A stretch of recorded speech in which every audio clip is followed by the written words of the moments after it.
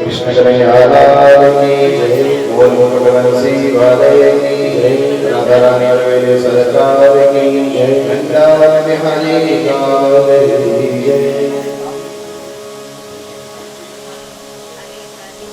आइए कथा से पूर्व अपने वाणी को मन को पवित्र करते हैं। कथा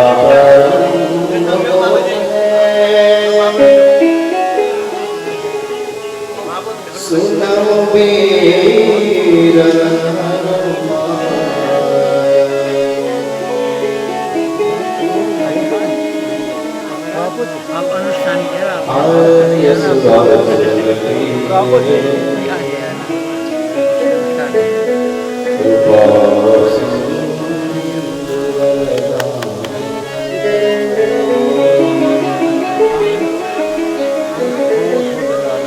श्री गुरु चरण सरोज रज निज मन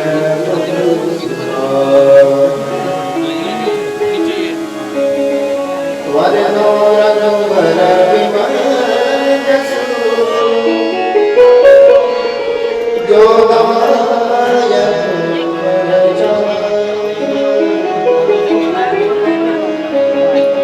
बुद्धि में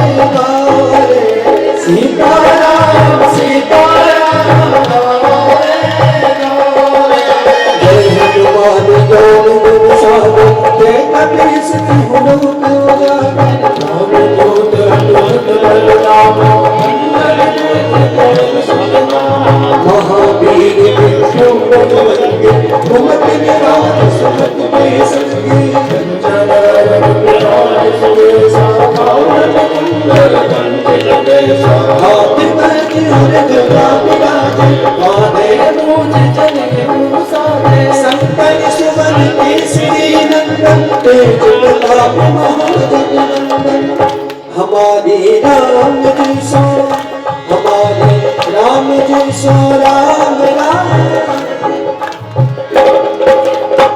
जी हनुमान, कहियो जी हनुमान। ओ सीताराम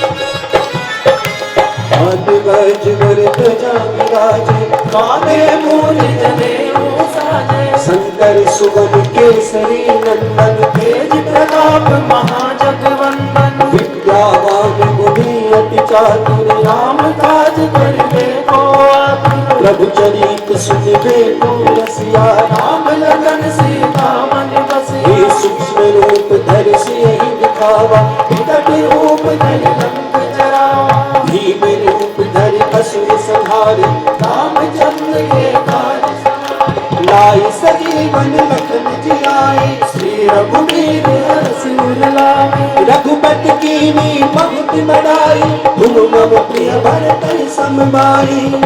हमारी राम जी सो, हमारी राम जी सो, राम राम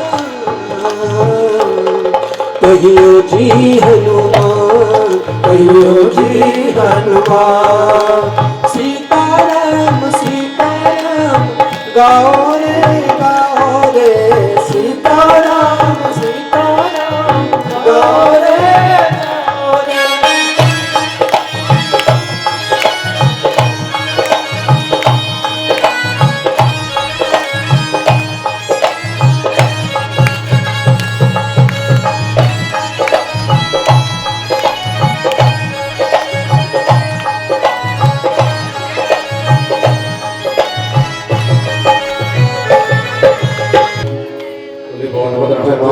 महाराज की जय, वृंदावन बिहारी लाल की जय, और वंशी वाले की जय, भागवत भगवान की जय, भागवत भगवान की जय। नमः पार्वतीपते हर हर।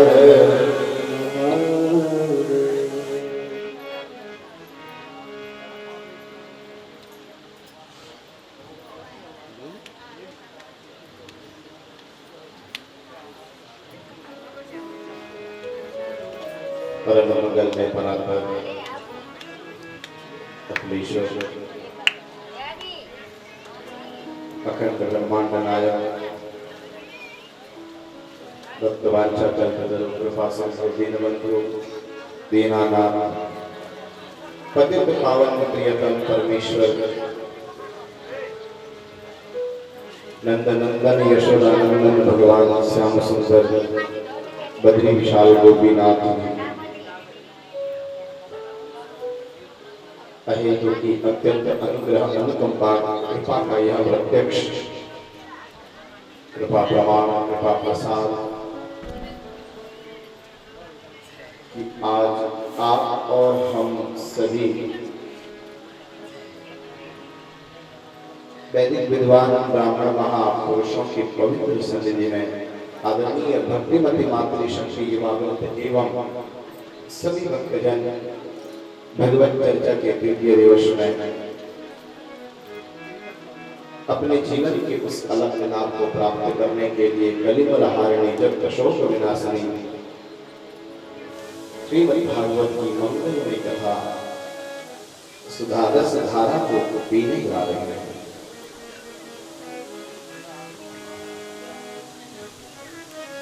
यह दिव्य कार्यक्रम इस पवन पावन नगर के इस दिव्य क्षेत्र के मां देवराड़ी की पवित्र सन्निधि में पितरों की असीम अनुग्रह कृपा से इस दिव्य प्रांगण में प्रवाहित हो रहा है। कार्यक्रम को आयोजित करने वाले समस्त खंडूरी परिवार जिसमें सर्वश्री श्रीमती दमयंती देवी जी और श्रीमती बिमला देवी जी जो अपने पुत्र पौत्रों को एकत्रित करके और इस दिव्य मार्ग की ओर प्रशस्त करते हुए अपने आशीर्वाद की अनुशासन में उन्हें कल्लोल पुष्पित करते हुए इस दिव्य कार्यक्रम को जो संपादित कर रहे हैं श्रीमती मधु खंडोरी जी, श्री महेश खंडोरी जी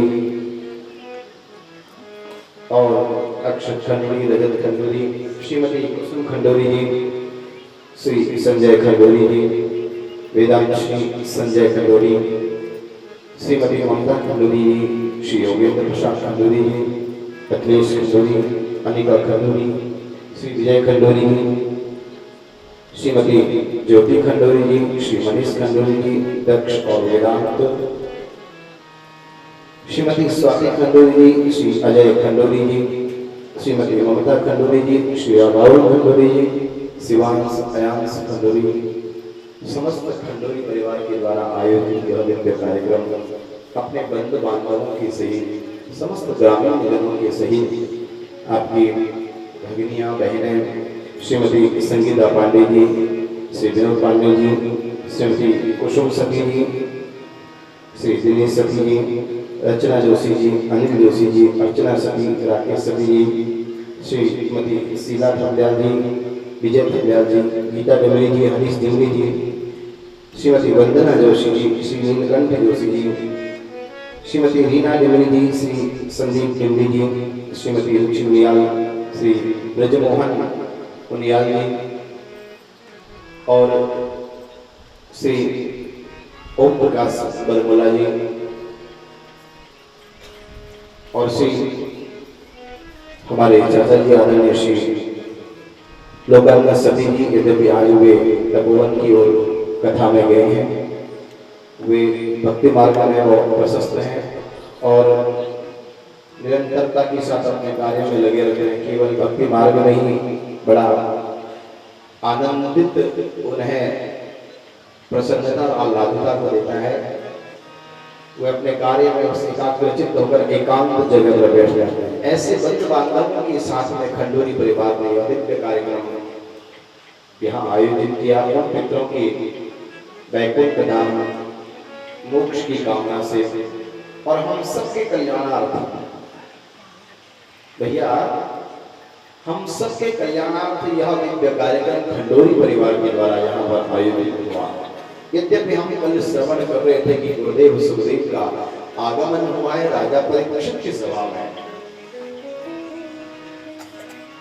और गुरुदेव आज राजा परीक्षित को भागीरथी गंगा के तट पर विराजमान होकर के मंगलमयी भागवती ज्ञान गंगा को प्रवाहित करेंगे।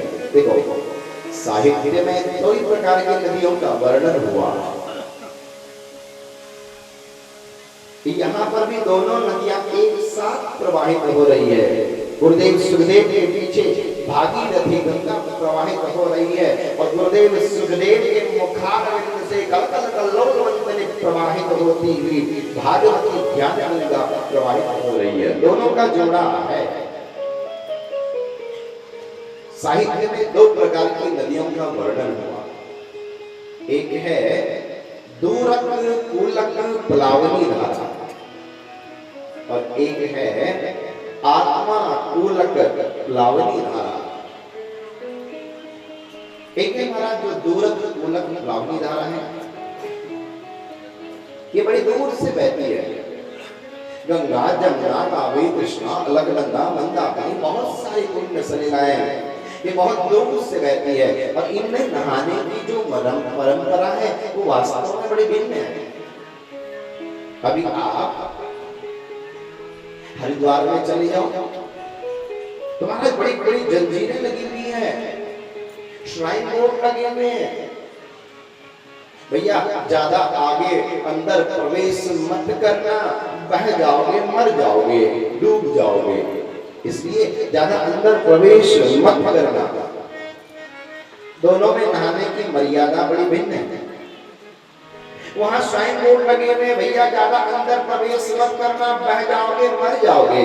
भैया आप गंगा के किनारे पर जाकर के सुंदर वहां पे रसोई का निर्माण कर सकते हैं, आप वहां पर जाकर कुकिंग कर सकते हैं, आप वहां पर जाकर के स्विमिंग कर सकते हैं, आप वहां पर जाकर के सुंदर पक्षियों के चहचहाते हुए उससे इंस्पिरेशन लेकर के कविताओं का निर्माण कर सकते हैं, पर आप वहां पर सुसाइड नहीं कर सकते हैं। भैया ज्यादा अंदर प्रवेश मत करना, बह जाओगे, मर जाओगे। यदि आप आत्महत्या करते हुए वहां पर पकड़े गए तो जेल में डाल दिया जाएगा, जुर्माने ठोक दिए जाएंगे। भैया वहां नहाने की मर्यादा बड़ी भिन्न है और एक दूसरे प्रकार की नदी है। साहित्य में जो आत्मा कूलक प्लावनी धारा है, जो आत्मा के किनारे से प्रवाहित होती है, वो कौन सी नदी है? रामायण की नदी है, महाभारत की नदी है, गीता की नदी है, श्रीमद् भागवत की नदी है। महाराज यहाँ तैरना मंगलमय नहीं है, यहाँ डूबना ही मंगलमय है कि आप कथा में आकर के कितना डूब गए। और वहां डूबना मंगलमय नहीं है, वहां तैरना ही मंगलमय है। आप कथा में कितना डूब गए ये मंगलमय है, और आप गंगा जी में डूब गए ये मंगलमय नहीं, अमंगल है। वहां तैरना ही मंगलमय है। ये दोनों प्रकार की नदियों का वर्णन हुआ। महाराज आज गुरुदेव सुखदेव के मुखारविंद से भागवती ज्ञान गंगा बह रही है। गुरुदेव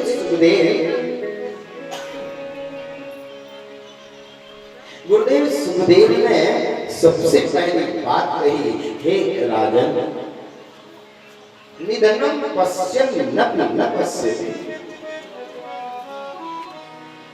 निधनम पश्यन् न पश्यति। इस दुनिया में सबसे बड़ी सच्चाई है मौत। हे राजन, इस व्यक्ति ने उस मौत को कैसे स्वीकार किया है, ये सबसे बड़ी बात है और सबसे बड़ी सच्चाई है इस दुनिया में मौत।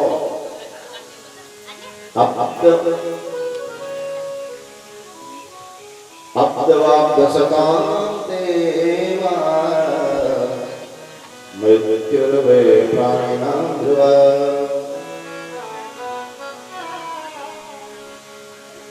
आज या आज से 100 साल के बाद मरना ही पड़ेगा।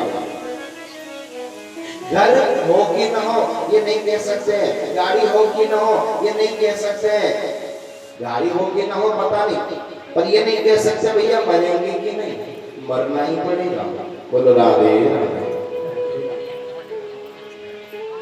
मरना ही पड़ेगा। आज या आज से 100 साल के बाद कभी भी हो सकता है, और कभी भी मौत व्यक्ति के पास में आ सकती है, और सब जानते हैं हम मरेंगे, फिर भी अपनी मौत की कोई तैयारी नहीं करते हैं, उसके ऊपर कोई अरेंजमेंट्स नहीं करता है व्यक्ति। अपने पीछे चलने वाली उस मौत को हम भुलाते जाते हैं। ऐसे समझो,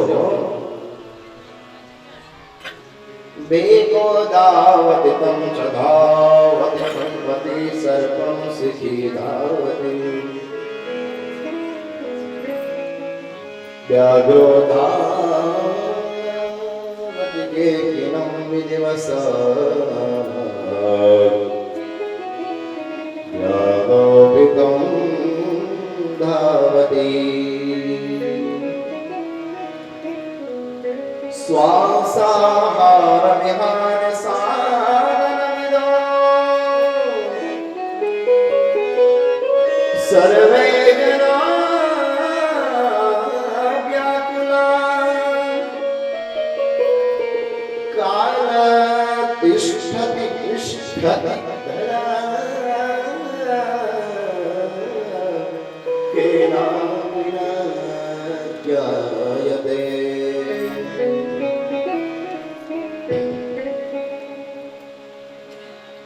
काल भेको धावती, एक मेंढक है ना, मेंढक छोटे छोटे कीड़ों को देखकर, छोटे छोटे कीड़ों को देखकर उदकता जाता है कि इन कीड़ों को खाकर मैं अपना पेट भरूंगा। और मेंढक के पीछे सांप दौड़ता हुआ चला जाता है कि मेंढक को खाकर मैं अपना पेट भरूंगा। और मेंढक हमारे सांप के पीछे मोर दौड़ता हुआ चला जाता है कि सांप को खाकर मैं अपना पेट भरूंगा। मोर के पीछे शेर दौड़ता हुआ चला जाता है कि मोर को खाकर मैं अपना पेट भरूंगा। और शेर के पीछे एक व्याधा जो है धनुष बाण को लेकर के दौड़ता है कि शेर को मारकर इसकी खाल को बाजार में बेचकर मैं अपना पेट भरूंगा। सबके पीछे किसी न किसी रूप में काल चल रहा है और हम जीवन जीते जा रहे हैं। ये जीवन ये एक सफर है, मौत उसकी पूर्णता है। बड़े ध्यान से सुनना। ऐसे समझो जैसे आप अभी ट्रेन में बैठ गए और आपके सामने भी महाराज 3 से 4 जन बैठे हो। अभी उनसे आपकी कोई मित्रता नहीं हुई है, बस केवल नजर से नजर मिली है। सफर और आगे बढ़ा तो महाराज बड़ी गहरी दोस्ती हो गई। अपना भोजन का टिफिन खुला, उन्हें दे दिया, उनका खुला तो अपन ने ले लिया। अब महाराज कितनी गहरी दोस्ती हो गई कि आप कभी ऊपर आओ पहाड़ में तो हमारे घर जरूर आना। हाँ बोले जरूर आएंगे। सफर और आगे चला। एक आदमी का स्टेशन आया, वो उतर गया, उसकी जगह कोई और चढ़ गया। आता है तो अकेला आता है, उसके साथ में भी 4 सहयात्री होते हैं। बड़े ध्यान से सुनिएगा।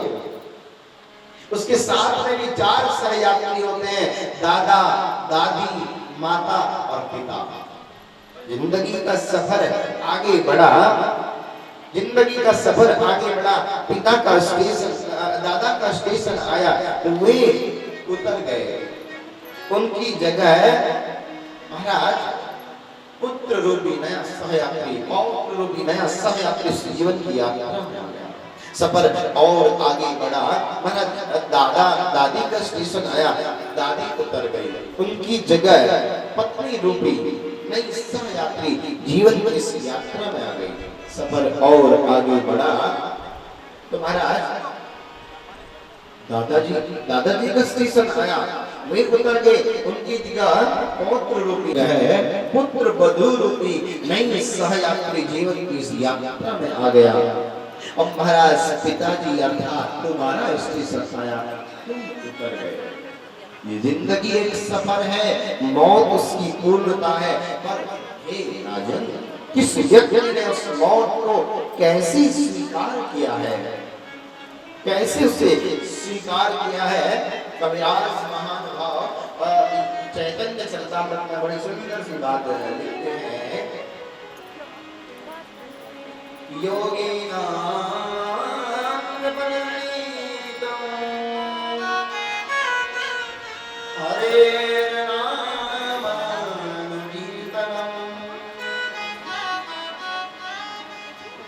भगवत नाम स्मरण ही सबसे बड़ी चीज है। इसलिए हे राजन, अब तुम चिंता मत करना।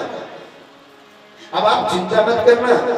इस दुनिया में कब किसको कहां पर कैसे मौत आ जाए कोई नहीं जानता है। पर हे राजन, तुम्हें 7 दिन से पहले कुछ नहीं हो सकता। क्यों? यदि 7 दिन से पहले तुम्हें कुछ हो गया तो ब्राह्मण कुमार का दिया हुआ जो श्राप है वो गलत हो जाएगा। इनकी परंपरा नहीं है, हमारी सुनने की परंपरा है। बल्कि आप एक काम करो, आप यदि सुनना चाहते हैं भागवत धर्म को तो आप महर्षि मैत्रेय जी के आश्रम पर चले जाओ। वे कहीं आपको जाकर के भागवत धर्म का उपदेश श्रवण कराएंगे। अब महाराज विदुर जी जाकर के महर्षि मैत्रेय जी के आश्रम में चर्चा प्रारंभ हुई। विदुर जी ने महात्मा मैत्रेय जी से पूछा कि व्यक्ति जीवन में काम करता सुख की अभिलाषा से, फिर अंत में उसे दुख क्यों मिलता है?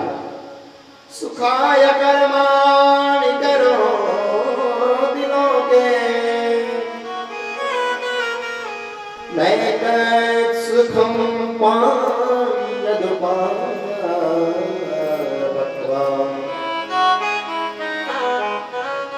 सुख की कामना से व्यक्ति काम करता है, अंत तो गत्वा उसे दुख क्यों मिलता है? महर्षि मैत्रेय जी बड़ा अद्भुत उत्तर देते हैं। कहते देखो ये दुनिया का जो आनंद है ना, ये ऊपर से शुरू होता है और माना धड़ाम से नीचे गिर पड़ता है, फिर वहां से उठने का कोई साधन नहीं है। और अध्यात्म का आनंद कैसा है, जड़ से शुरू होता है और फिर माना धीरे धीरे धीरे धीरे आनंद की प्राप्ति होती है। आनंद नहीं, इसके बाद परमानंद की प्राप्ति होती है। बोलो राधे राधे। वहां से आप गिरेंगे नहीं, वहां से आप बिछड़ेंगे नहीं, परमानंद की प्राप्ति हो जाएगी। फिर पूछा ये ब्रह्मांड का निर्माण कैसे हुआ? बड़ा अद्भुत उत्तर देते हैं महात्मा मैत्रेय जी। कहते हैं कि ब्रह्मांड पहले एक अंड के रूप में था, 25 तत्वों ने मिलकर के उसमें सृष्टि की, वो विदीर्ण हुआ और उसमें से महाराज एक पुरुष का प्रादुर्भाव हुआ, जल को अपना निवास स्थान बनाया, इसलिए नारायण नाम पड़ा। और देखिए भागवत और विज्ञान थोड़ा सा कुछ नजदीक है। विज्ञान ने कहा एक न्यूक्लियस था, उसमें बैंड हुआ और पूरी दुनिया का निर्माण हुआ। भागवत में का एक अंड है और वो फूट गया, 25 तत्वों ने मिलकर उसने सृष्टि का सृजन किया। भागवत ये जानती है कि वो अंड कहां से आया, हमारे शास्त्र ये जानते हैं वो अंड कहां से आया, और विज्ञान अभी वो नहीं जानता। धीरे धीरे और पता चलेगा और रिसर्च होगी तो पता लगेगा कि महाराज एक पुरुष का प्रादुर्भाव हुआ, जल को निवास स्थान बनाया, इसलिए नारायण नाम पड़ा। उनकी नाभि मंडल से कमल एक पैदा हो गया, उसमें पुरुष प्रकट हुए। चारों तरफ जब उन्होंने नजर डाली तो चतुरानन हो गए, चार मुख के हो गए, धर्म अर्थ काम मोक्ष चतुर्विध पुरुषार्थ सिद्ध्यर्थम ब्रह्मणे नमः। ब्रह्मा जी चार मुख के हो गए। फिर उन्होंने सोचा मैं कहां से आया, कहां से प्रकट हुआ? तो कमल का जो नाल है वो पकड़ते हुए महाराज कई वर्षों तक स्पर्शे षोडश वर्ष में कम निष्किंचनानाम नृपय धनम मिलो। अनंत वर्षों तक उस कमल नाल को पकड़ते हुए नीचे गए और कोई छोर नहीं मिला, कहां से आया हूं मैं, उन्हें कोई रास्ता नहीं मिला। फिर वापस आए और कमल के ऊपर बैठ गए, कमलासन पर बैठ गए और बैठ करके पुनरपि सोचने लगे कि अब क्या किया जाए, क्या किया जाए। सो इस समुद्र की लहरें आपस में आई, टकराई, तो आवाज एक शब्द निकला, महाराज तप का बोध हुआ, मुझे तप करना चाहिए। ब्रह्मा जी ध्यानस्थ हो गए और ध्यान करते करते करते तत्पश्चात भगवान ने अपने निज लोक का ब्रह्मा जी को दर्शन कराया और कहा आप सृष्टि का सृजन करो। ब्रह्मा जी ने कहा मैं सृष्टि का सृजन तो करूंगा, पर यदि मुझे मेरी बनाई गई सृष्टि से मोह हो गया तो मोह की कोई दवाई है कि नहीं?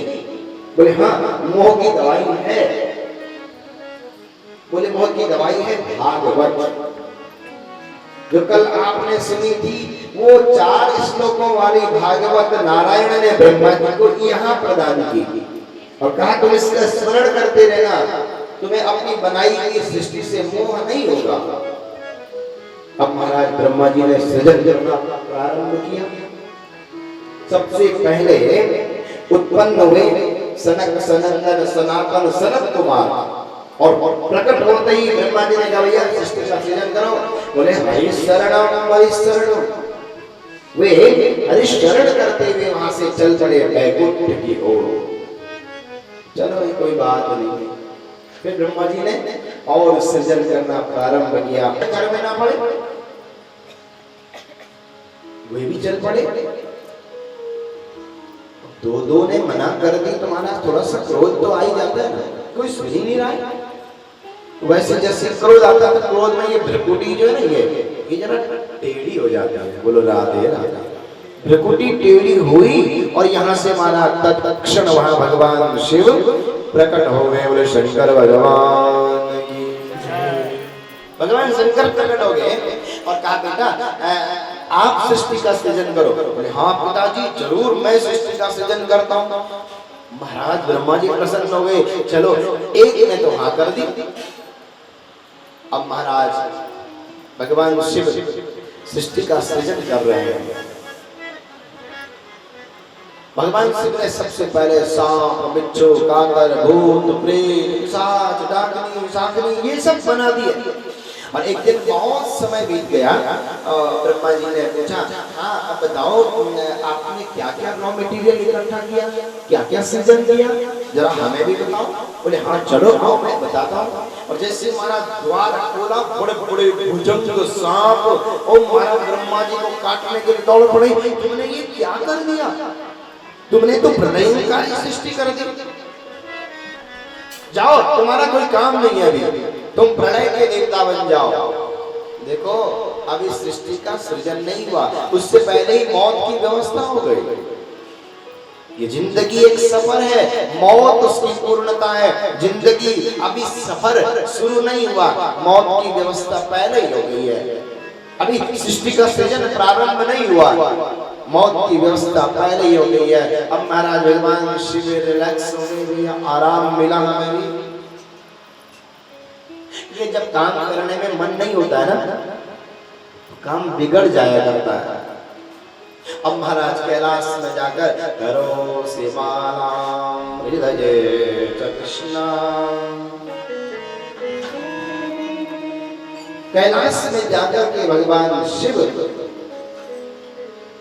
सबको कृष्ण भक्ति प्रदान करने वाले हैं वैष्णवों में। अब जब ये महाराज हिरण्यकश्यप बने तब तुम प्रहलाद बन जाना, जब ये शिशुपाल दंतवक्र बने तब तुम जरासंध के पुत्र बन जाना। आशीर्वाद दिया, जय और विजय का वैकुंठ से पतन होगा। सबसे पहला जन्म इनका कश्यप की पत्नी दिति के गर्भ से हिरण्याक्ष और हिरण्यकश्यप के रूप में हुआ। अब महाराज इधर ये हिरण्याक्ष जो है इसको लड़ने में बहुत मजा आता, इसकी प्रकृति लड़ाकू प्रकृति थी। देवर्षि नारद जी जा रहे थे, देवर्षि नारद जी को रास्ते में मिला, बोले भैया ये देखो तुम्हारे पास वाली गदा मेरे पास वाली छुट जाने छुट जाने छुट जाने छुट जाने छुट जाने छुट जाने छुट जाने छुट जाने छुट जाने छुट जाने ओ छुट जाने छुट जाने छुट जाने। ताली के साथ अपने हाथों को उठाते हुए बोले भक्तवत्सल भगवान की।